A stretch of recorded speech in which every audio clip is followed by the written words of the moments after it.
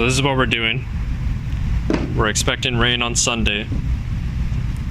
And these tires are completely done, so we're sending it. Yeah, there's nothing to lose by cutting grooves, except for time to gain if it rains. I didn't mean for that to rhyme.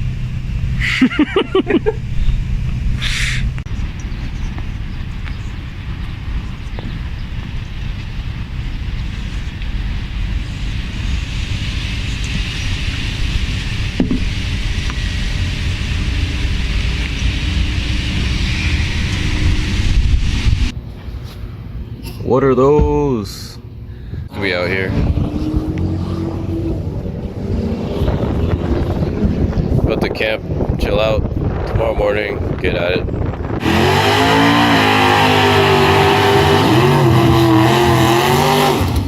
"5:30 a.m.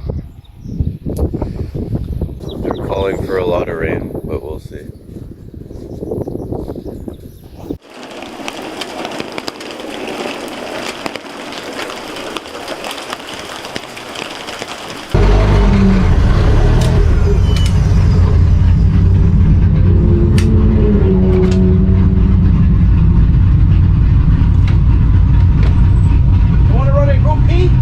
Behind Alex. Alright, go right out there. Let Alex up first and you go.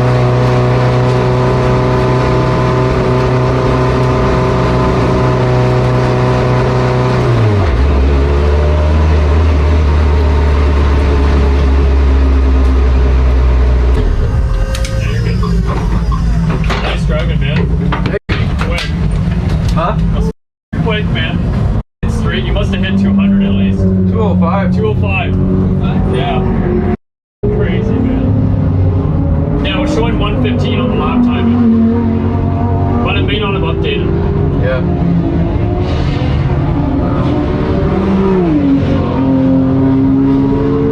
Yeah, 15. Oh. 15. What happened to Alex? I guess, yeah. I smoking. Oh. So, you guys took off and smoked a little bit. Where did And then down in this corner, we changed it again. Oh, he locked the brakes. Oh, you locked That's what it was. But then it started breaking up. So we're at, like, there's no way for You see my window fly out? My window just disappeared into turn 2. Yeah, it just sucked it. Oh my god, didn't even see it. Yeah, it's gone. It's in the hills now. So here's where I'd say here's where we stand, but here's where we sit. Getting some AC.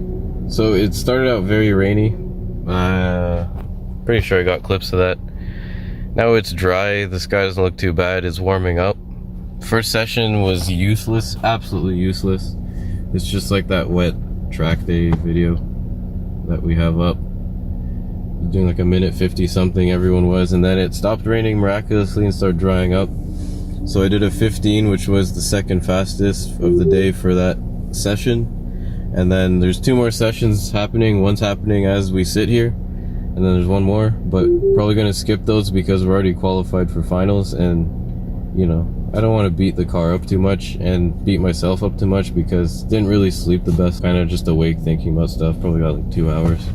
So I could drive more, but then it might hurt my final performance because I'm just burning the candle at both ends right now. So see what we can do in finals, and then yeah, I'm gonna aim for a 13, but it might be better because the track is just improving as it gets rubbered in again and heats up.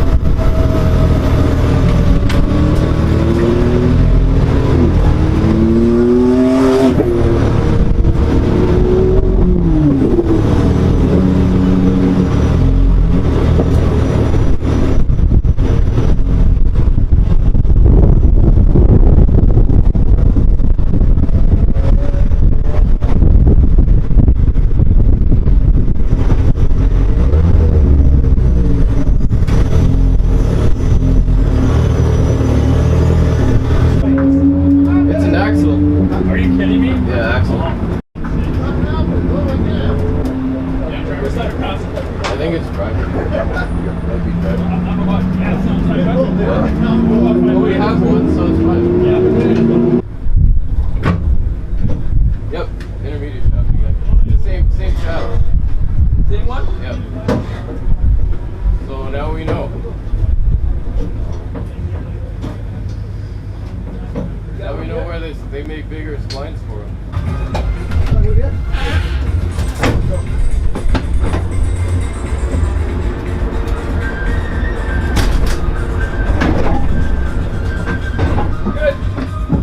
Yep. Ah, yes. It's a beautiful morning. The next morning. Oh man. So, yeah, we ended up, here's what happened. We decided to do the one session before finals, just to scrub the tires a bit and actually feel the grip, because the track really did dry out and was getting good. People were starting to go fast, so I'm like, let's do 2 laps. So just started to do a hot lap out of turn 6, broke the intermediate shaft again, and We know because it's the exact same thing. The passenger side wheel just free spins because shaft's broken right in the gearbox, and then you spin the driver's side and you can feel it trying to lock the diff up. So that side is attached.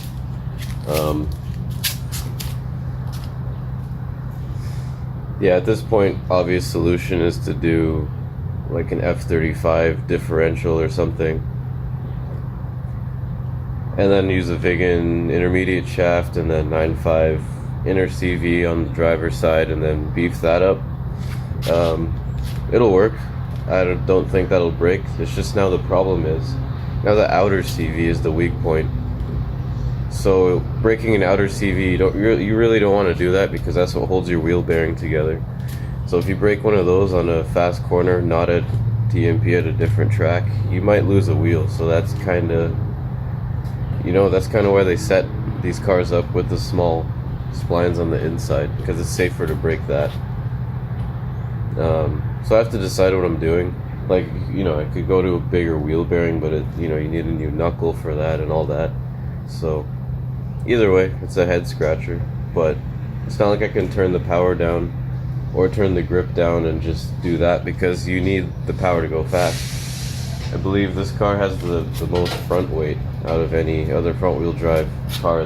They're all front wheel drive time attack car, because they're all running aluminum block, K series and stuff like that. So the way this car loads up coming out of a slow corner in second gear is pretty crazy, and then combine that with the 445 final drive, there's like 3,000 plus foot-pounds of torque on the axle after the gear reduction. So not surprised that I'm breaking axles, but I am surprised that it's the intermediate shaft, because no one really breaks those. So you live and you learn. Build a car no one else is building, you have problems no one else has. That's the thing. But I was excited to go fast, but it never really transpired. So I plan on doing at least, maybe I want to drive Motorsport in this car, so I might end up just putting another shaft in it just for Motorsport again, and just don't use second gear because you don't have to at that track. And then for the finals for Cayuga, I don't know, just send it maybe. But that's really not the way I like to do things. I like to think about things, plan things out. That's how I've gotten this far with this car. Kind of fix the problems at the fundament all the way to the end. Like, with the engine issues, just dry sump it, build it properly. Don't mess around with baffled pans, like everything else. Suspension, just fix it from the ground up. I want to fix this from the ground up, but the problem is it's a pretty substantial fix, and if I dig into that now, I might not get the car out again this year, right? So I might just have to send it, because I'm just playing the hand I'm dealt at this point, right? So we'll see. Again, Motorsport, easy, not a problem with broken drivetrain there. Only thing I have to look out for is my wing mounts. I just have to actually stress test it, because again, I FE8'd it. The computer tells you one thing, but then real life is another. So I really want to actually put like 1,500 pounds of weight on the wing mounts to see where it's flexing, because at Motorsport we'll hit some serious speeds. If we're hitting 205 in like a tiny little straight at Cayuga, Motorsport is gonna fly, because again, that's 205 with like a granny shift. 2 granny shifts on that straight, so pretty fast. Car's making a lot of power, maybe more than the dyno because of the cold air. But anyway, I can go on and on about stuff forever. No more going on about it. I got work to do on this. I got actual work to do as well, so I'll see you in the next video.